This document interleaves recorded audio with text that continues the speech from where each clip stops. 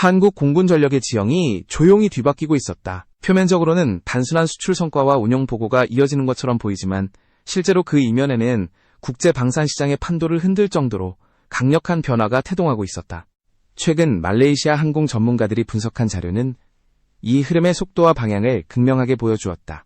그들이 비교한 여러 훈련기와 경전투기 중에서 단연 가장 압도적인 평가를 받은 기체는 한국산 FA-50 계열이었다. 이 기체는 단순히 운용 효율이 높은 플랫폼이 아니라 수치로 검증된 신뢰성이라는 강력한 기반을 갖추고 있었다. 말레이시아 전문가들은 먼저 여러 경쟁 기종의 이탈률을 면밀히 측정했다. 이탈률은 한 기체가 정비 문제나 사고 위험 등으로 임무 수행에서 벗어나는 비율을 의미하는데 현대 군사 운용에서 가장 중요한 지표 중 하나다. 이탈률이 높다는 것은 해당 기체가 작전 지속력과 생존성에서 취약하다는 의미이기 때문이다. 분석 결과 이탈률이 크게 변동한 기체가 몇몇 있었으며 특히 과거부터 안정성 논란이 제기된 기종들은 최근 들어 수치가 더 악화되는 경향을 보였다. 반대로 FA-50 계열은 오히려 감소세를 기록하며 글로벌 시장에서 자신감을 더욱 공고히 했다.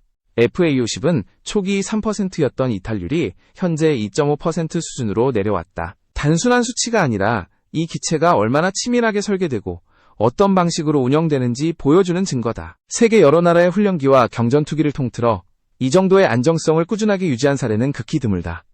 실제로 T-50 계열은 전 세계 운용 누적 비행시간에서 이미 30만 시간을 넘겼지만 조종사 사망사고는 단 한 건도 기록되지 않았다. 이는 조종사 생존성을 최우선 가치로 둔 한국식 항공기 개발 철학이 만들어낸 결과였고 이 철학은 앞으로 FA-50 단좌형과 KF-21으로 이어지는 차세대 플랫폼에서도 핵심 기준으로 작용하고 있었다. 유럽의 평가도 예외가 아니었다. 폴란드 민스크 마조비에츠키 공군기지에서 FA-50GF를 운용하는 조종사들은 FA-50 비행은 정말 즐거운 일이라며 높은 만족감을 공개적으로 표했다. 그들이 말한 이유는 단순했다. 첫째는 압도적인 가동률이다. 원하는 시점에 반복적으로 집중훈련을 실시할 수 있다는 점은 조종사 양성과 전력 유지에서 무엇보다 중요한 요소였다. 하루에도 여러 차례 훈련이 가능하다는 것은 비용 절감과 전투력 향상을 동시에 실현하는 효과를 준다. 이는 단순한 장점이 아니라 국가항공 전력 구축의 기본 토대이기도 했다. 둘째는 경제적 효율성이다. 폴란드 공군 참모총장 이르네우스 노박은 FA-50과 F-16의 연료 소모량을 직접 비교해 구체적인 수치를 공개했다. 동일한 훈련 임무를 수행할 때 FA-50은 시간당 약 1.5톤의 연료를 소비하지만 F-16은 3.5톤을 사용했다. 단순한 차이처럼 보이지만 공군의 연간 훈련 시간을 기준으로 환산하면 그 격차는 수천억 원에 달하는 비용 절감 효과로 이어진다.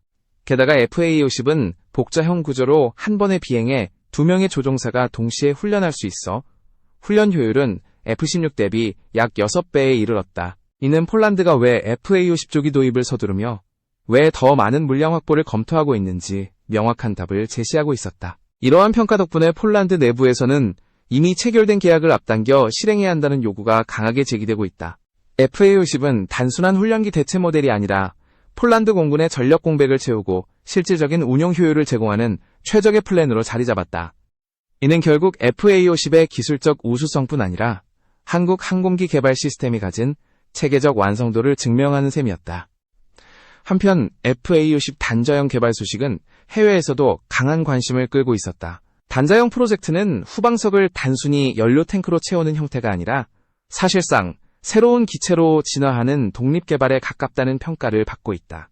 이는 기존 훈련기 기반의 제한된 구조를 완전히 벗어나 단자 전투기를 목표로 한 전면적 재설계라는 의미다.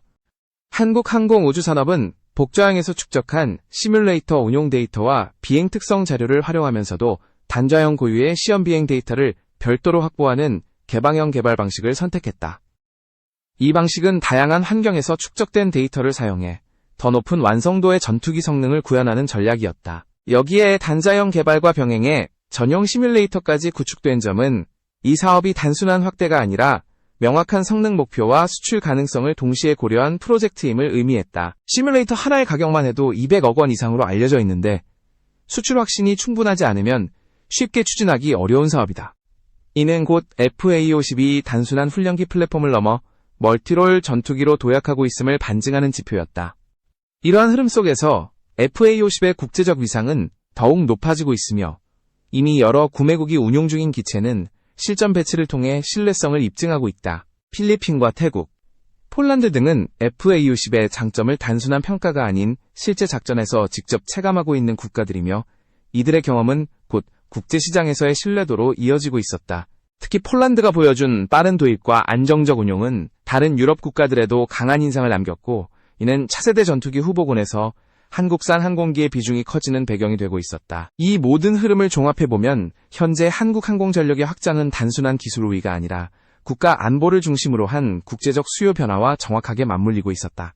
점점 복잡해지는 글로벌 전장 환경에서 저비용 고효율 플랫폼의 중요성은 더 높아지고 있으며 FA-50과 KF-21은 이러한 요구를 정확하게 만족시키는 신뢰성과 확장성을 갖춘 기체였다. 이제 세계는 단순히 강력한 전투기보다 실제로 운용 가능한 전투기, 경제성과 생존성을 모두 갖춘 전투기를 원하고 있었고 한국은 그 중심에 서 있었다.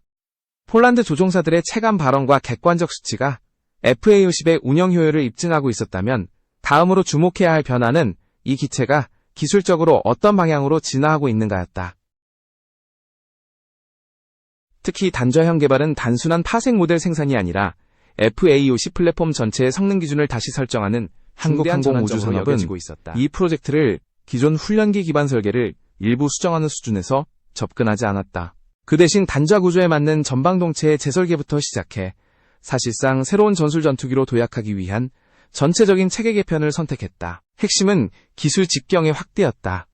기존 복좌형에 비해 확보할 수 있는 내부 공간이 넓어지면 더 대형의 AESA 레이더 탑재가 가능해지고 항전 장비와 임무 컴퓨터 구성도 한 단계 높은 전술기 기준에 맞춰 재정립할 수 있다. 이러한 변화는 훈련기 기반의 경전투기라는 구분을 완전히 벗어나 독자적인 전술기급 플랫폼으로 발전하는 계기가 된다. 단좌형은 그 시작점이자 방향성을 제시하는 모델이라는 점에서 세계 각국의 방산 관계자들이 높은 관심을 보이고 있었다. 특히 주목할 대목은 한국이 단좌형 개발과 동시에 전용 시뮬레이터 확보를 병행했다는 점이다. 이는 단순한 내부 운용 목적이 아니다. 시뮬레이터는 실제 전투기 성능 검증 과정에서 필수적인 데이터 수집 장치로 작용하며 외국 구매국에게 기체와 함께 제공되는 교육 패키지의 핵심 구성 요소이기도 하다. 시뮬레이터 하나의 가격은 약 200억 원에 달하며 안정적 수출 전망이 없으면 선제적 투자가 어려운 품목이다. 한국이 이를 과감하게 추진했다는 것은 단자형 모델이 충분한 시장 경쟁력을 갖출 것으로 내다봤다는 의미였다. 여기에 최근 필리핀 공군이 제기한 결정적인 변화가 더해졌다. 필리핀은 이미 보유한 FA-50 12대와 추가 도입 예정인 12대 모두의 타우러스 350K2 장착 가능성을 공식적으로 검토하고 있다고 밝혔다. 타우러스는 정밀 타격용 장거리 무기로 통합 난이도가 매우 높은 편인데 플랫폼 크기가 작은 FA-50에 이 장비가 결합된다는 것은 기술적 성취를 넘어 전략적 의미까지 갖는다. 이는 남중국해에서 영향력을 확대하려는 중국의 군사적 압박에 대응할 수 있는 억제력을 확보한다는 점에서 필리핀에게는 사실상 게임 체인저에 해당했다. 불가리아의 군사 전문 매체에서도 이 가능성에 높은 관심을 보였다. 그들은 타우러스 K2가 FA-50과 결합될 경우 해당 기체의 전략적 가치가 국제방산 시장에서 크게 상승할 것이라고 평가했다. 이는 단순한 성능 향상과는 차원이 다른 문제였다. FA-50이 갖는 낮은 운용 비용과 미국 전투기와의 높은 호환성 그리고 안정적인 조작 체계는 본래 이 기체의 강점이었지만 정밀 타격 능력이 추가되면 이는 곧 완전한 전술 타우러스 통합이 주는 실질적 효과는 더욱 명확했다. 첫째는 장거리 타격 능력이다. 기존 FA-50은 근거리 임무 중심의 경전투기로 평가되었지만 타우러스 장착이 실현되면 수백 킬로미터 떨어진 목표를 정밀하게 타격할 수 있게 된다. 이는 단순한 무기 확장이 아니라 작전 개념 자체를 재구성하는 수준의 변화다. 둘째는 억제력이다. 상대가 중거리 정밀 타격을 받을 수 있다는 가능성만으로도 군사행동의 강도가 낮아지고 지역 긴장이 조절되는 효과가 생긴다. 필리핀이 이 기능을 확보하게 되면 남중국해에서의 전략적 입지가 완전히 달라진다. 셋째는 시장 파급력이다. FA-50은 이미 여러 국가에서 도입된 기체로 실전 경험과 가동률이 검증되어 있다. 이러한 플랫폼에 장거리 정밀 타격 능력이 부여되면 기존 구매국은 물론 잠재적 구매국의 관심이 급격하게 상승할 수밖에 없다. 이는 곧 FA-50의 수출 선호도가 올라간다는 뜻이며 한국이 추진 중인 항공전력 라인업 확장 전략에도 긍정적인 영향을 준다. FA-50이 실제로 멀티롤 전투기급 플랫폼으로 진화한다면 이는 자연스럽게 상위 기종인 KF-21에 대한 관심 증가로 이어진다. 이처럼 FA50의 능력 확장과 수출 확대는 단순한 경제적 성과에 그치지 않았다. 이는 한국산 항공기가 국제 안보 구도에서 점점 더 중요한 역할을 하게 된다는 신호였다. 필리핀의 사례에서 보듯 FA50 플랫폼은 단순히 안정성과 효율성만으로 평가받는 모델이 아니라 실질적 전력 형성 과정에서 핵심적인 역할을 수행하는 전술자산으로 취급되고 있었다. 이는 한국 항공우주산업이 구축해온 기술적 기반과 실전적 설계 철학이 결합해 이루어진 성과였고, 앞으로 KF-21과의 연계 구조까지 고려하면 한국 전투기 시장은 중장기적으로 글로벌 경쟁 구도에서 더욱 두드러진 존재감을 확보할 가능성이 컸다. 이 변화를 더 구체적으로 보여주는 사례는 필리핀 내부 온라인 커뮤니티에서 나타나기 시작한 자발적 논의였다.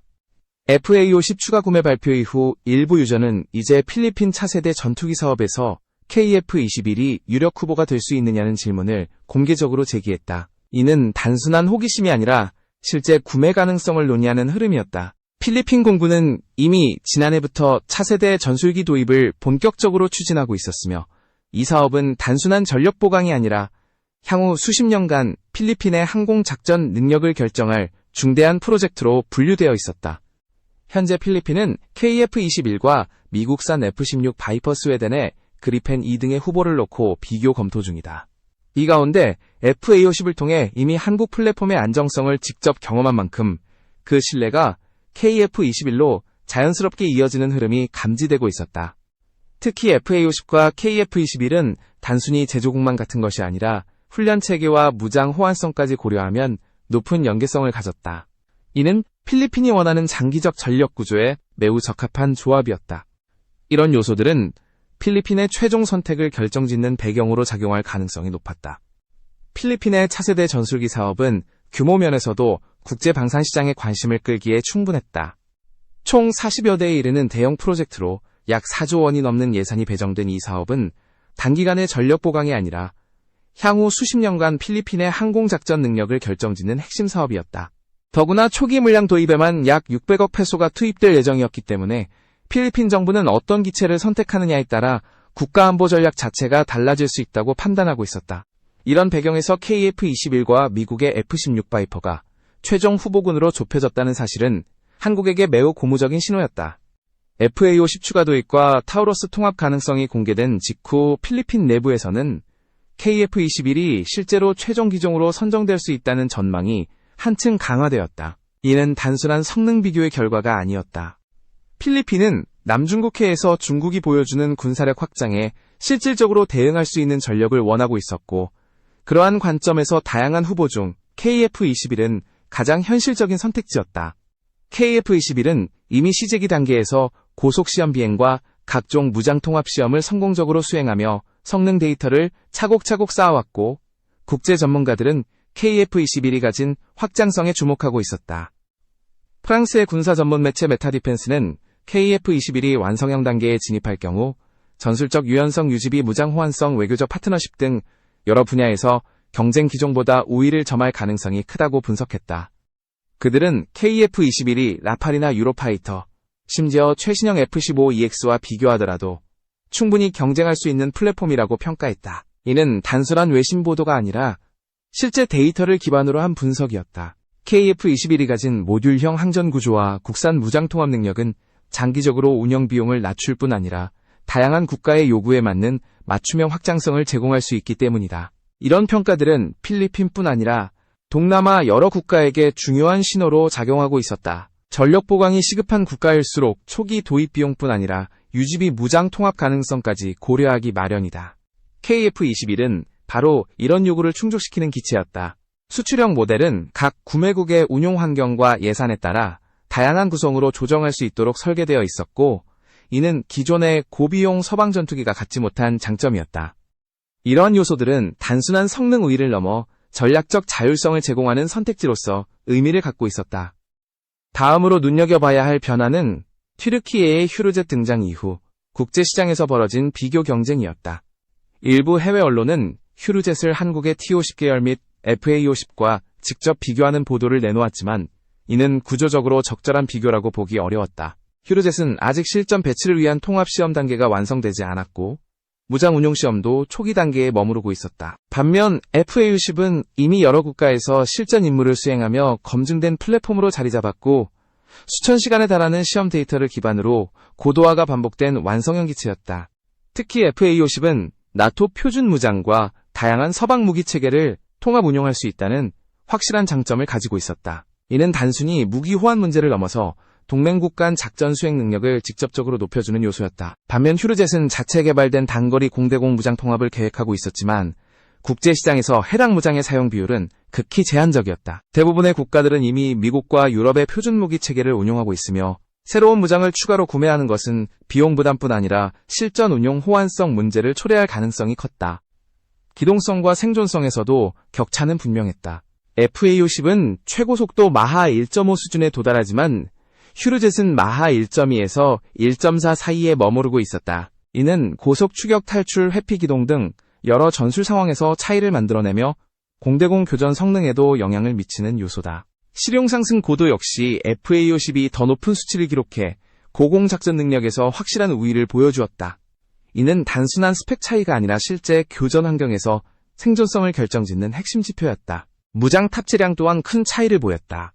FA-50은 최대 4.5톤의 무장을 실전 운용할 수 있었고 이는 다양한 폭탄 공대공 미사일 및 정밀 유도 무기를 포함한 구성까지 가능했다. 반면 휴르젯의 탑재량은 3톤 수준에 불과해 작전 범위 자체가 제한될 수밖에 없었다. 이러한 요소들을 종합하면 휴르젯이 외형적으로 FA-50과 유사한 고등훈련기 겸 경전투기라는 점은 인정할 수 있지만 실전 배치 경험 기술 성숙도 무장 운용 능력 같은 핵심 지표에서 FA-50을 뛰어넘기에는 상당한 시간이 필요할 수밖에 없었다. 유럽 국가들 역시 FA-50의 실전 검증과 높은 가동률을 주목하고 있었다. 특히 폴란드는 이미 FA-50GF를 신속히 도입하면서 전력 공백을 메우는 데 성공했고 이 과정에서 한국과의 협력 경험을 통해 한국 항공산업의 신뢰성과 기술 전속 능력을 직접 확인했다.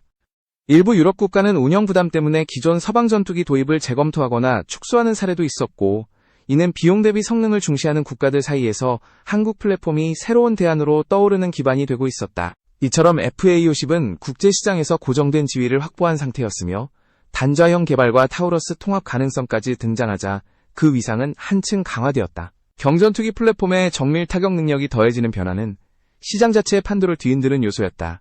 기존의 경전투기와 완전한 멀티롤 전술기 사이의 경계가 무너지기 시작한 것이다. 이러한 흐름 속에서 한국의 항공전력체계는 T-50 계열에서 FA-50로 이어지고 최종적으로 KF-21로 확장되는 완성된 구조로 평가받고 있었다. 이는 단순한 기체별 강점이 아니라 교육훈련 실전 운용 장거리 타격까지 이어지는 하나의 전략적 전력체계였다. 이러한 구조적 강점은 향후 필리핀을 포함한 여러 국가가 한국산 전투기를 선택할 가능성을 더욱 높이는 요소였다. 국제안보 환경이 급변하는 상황에서 단순한 기체 성능뿐 아니라 전력체계 전반에 걸쳐 안정성과 지속 가능성을 제공할 수 있는 파트너는 쉽게 찾기 어렵다. 한국은 이 모든 조건을 충족시키고 있었고 그것은 한국 항공기 수출이 단순한 거래가 아니라 장기적 안보 협력의 형태로 발전할 수 있다는 점을 의미했다. FA-50가 여러 국가에서 실전 배치를 통해 신뢰성을 입증했다면 이제 국제시장에서 더 주목해야 할 부분은 한국산 전투기와 연관된 방산 생태계의 확장 가능성이었다. 단순히 한 기체의 성능만으로 수출이 이루어지는 시대는 이미 끝나 있었다.